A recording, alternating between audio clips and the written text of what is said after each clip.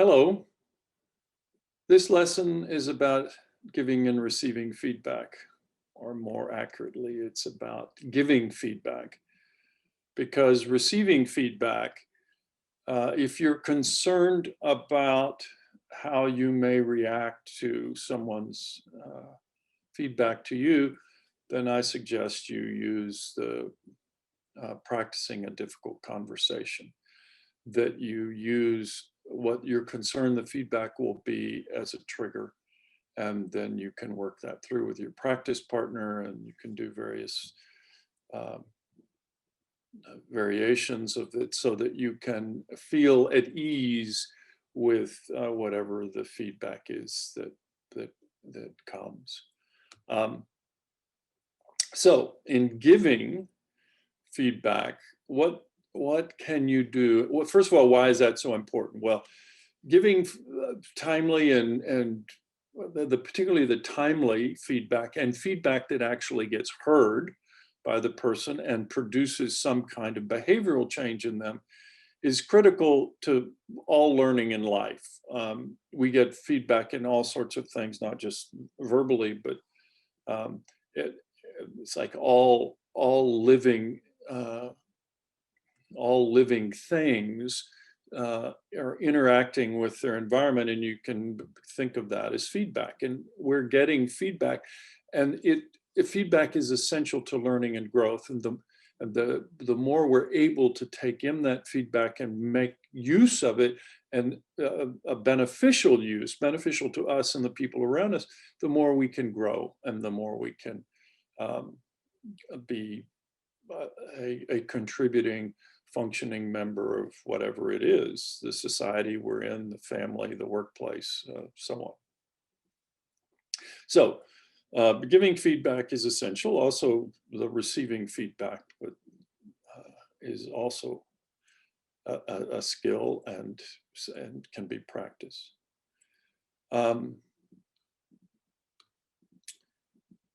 Now, one of the key things about giving feedback is to give feedback from yourself, being connected to yourself. Being connected to yourself is what we're referring to as presence. And by presence, that means that I can be paying attention to the other person, and seeing the impact of my body language and my tone of voice and my word choice. And that being able to take in what I am contributing to produce in the world is an essential and marvelous skill, of a gift. Well, it's not a gift because we often have to practice to develop it, but it's a growth thing that we can aspire to actually be more and have more of the kind of impact and influence that we would like to have in the world.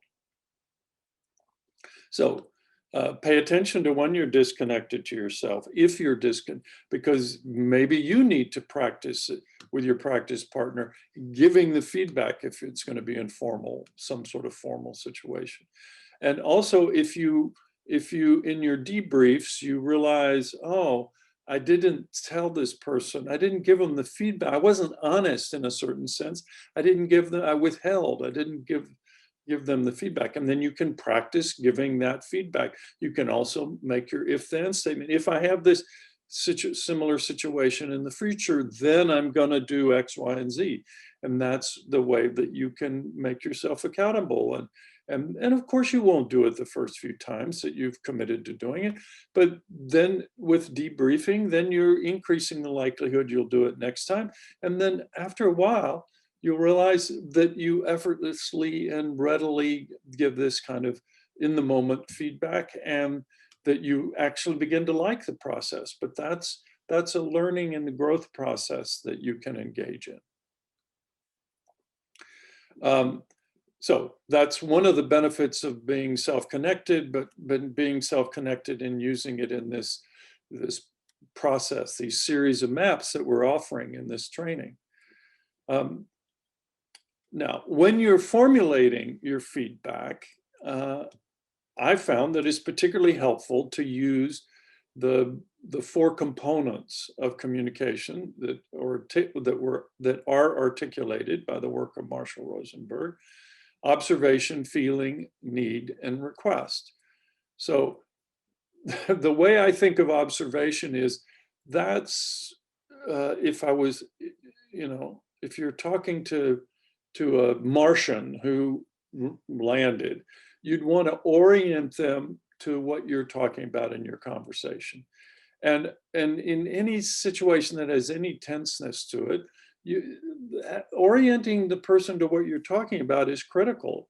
And it's essential in our day-to-day communication. Lots of miscommunication between me and the people close to me when one of us just starts, talking as if that person were part of the mental conversation that had been going on in my head or their head.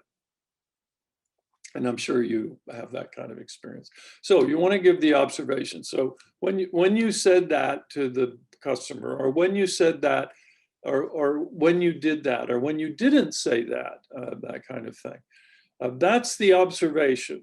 You're not judging it. You're not saying when you were arrogant or difficult or pain in the ass, or you said an inappropriate thing, or you screwed up or something.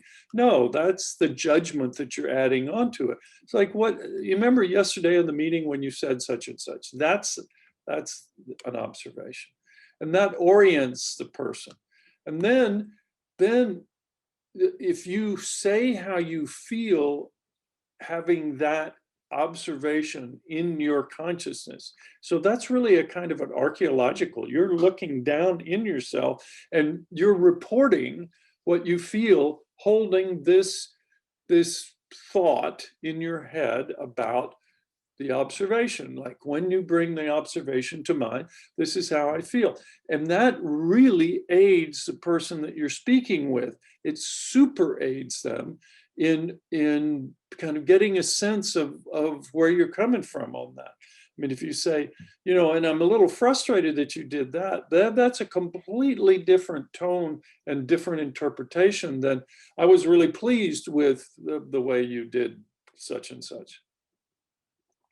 And then to say what your need is to really lay the foundation. So I was really pleased with this, and that just really meets my need for the kind of attention and humanity or care that I would like our company to be demonstrating, to be talking with people about. So that's a kind of feedback. And then be sure and end in a request. What do you want them to do with this feedback? Do you want them just to think about it? Do you want them to just acknowledge that they've heard it and reflect it back to you? Do you want them to, to do it differently next time? In which case, what is your action request? And think also of process requests in there. Do you want to know how they're feeling having heard what you said, to determine whether you're still connected with them, or whether they're off over here and you think you're still talking to them and they're not with you because they're not connected to themselves, they're not connected to you. So that's the sort of the giving feedback in I mean, there's just, you can go really deeply on feedback. But most of what you're going to learn about feedback, you're going to learn with your practice partners, and with this getting yourself involved in preparing, practicing, and debriefing. And you get in this learning cycle, and that's where you're going to learn. You're going to learn about your world and about how you want to do it. This is not a course to tell you how you're supposed to live your life. It's a suggestion of a process for you to surface how you want to live your life. So that concludes this piece on giving and receiving. to a certain extent, feedback. Thank you, and I look forward to being with you in another video soon.